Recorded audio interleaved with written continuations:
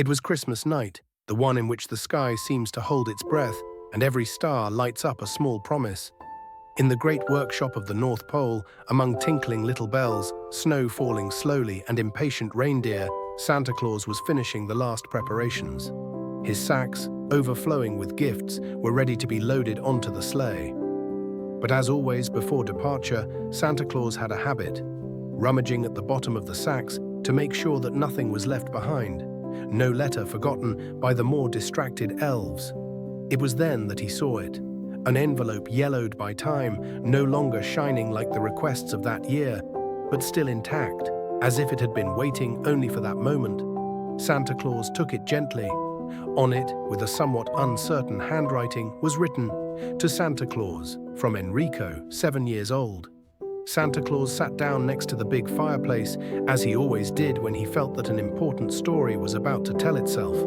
He opened the envelope and began to read. There were no requests for toys, no drawings of trains or spaceships. There were only a few sentences, simple and bright as only the truth of children can be. "Dear Santa Claus, I don't want anything this year. I would just like my mum to get better. She has been sick for a long time, and I would like to see her smile like before." For a brief moment, in Santa Claus's eyes lit up a shadow of sweet sadness, the kind well known to those who care about the wishes of others. He had seen many wishes over the centuries, but those that did not ask for themselves always touched him deeply. He closed the little letter and looked out the big window of the workshop. Far away, very far away, he could see every house in the world like small living lights in the night. Among them, one light caught his attention. A house with a snow-covered courtyard, illuminated by a lamp that made the snow sparkle. There lived Enrico. He no longer had 7 years. He had become a boy, a teenager with a big and silent heart. In the courtyard, Santa Claus saw a beautiful snowman, tall, proportioned, built with almost artistic care. On its head was a slightly crooked red hat and the mother's scarf, the one she used when she went out to get some air on her better days. Next to the snowman, in the fresh snow, were 2 small footprints, very small.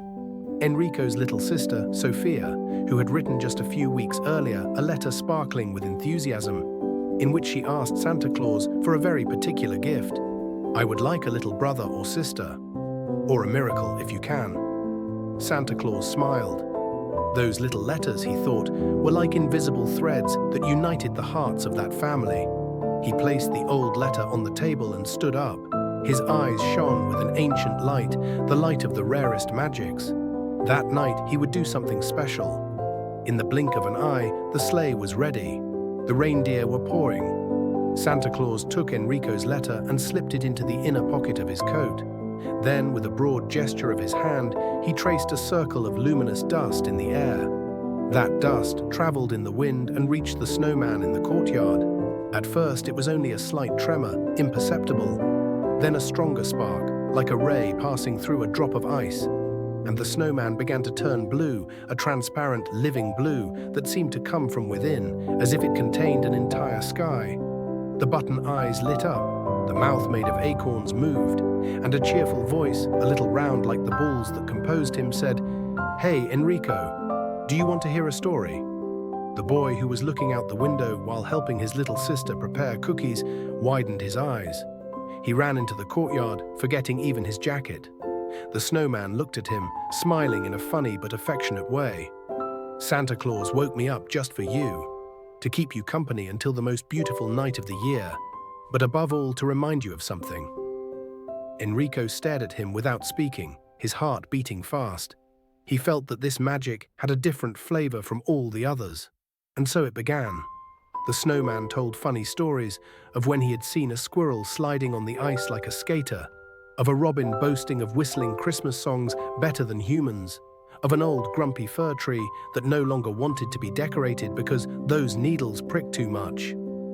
Enrico laughed as he hadn't laughed in a long time, but the snowman also told stories of the invisible, of how children's wishes arrive at the North Pole, of how Santa Claus never forgets anything, not even after 10 years, and of how some magics need time, care, and courageous people who know how to keep them alive.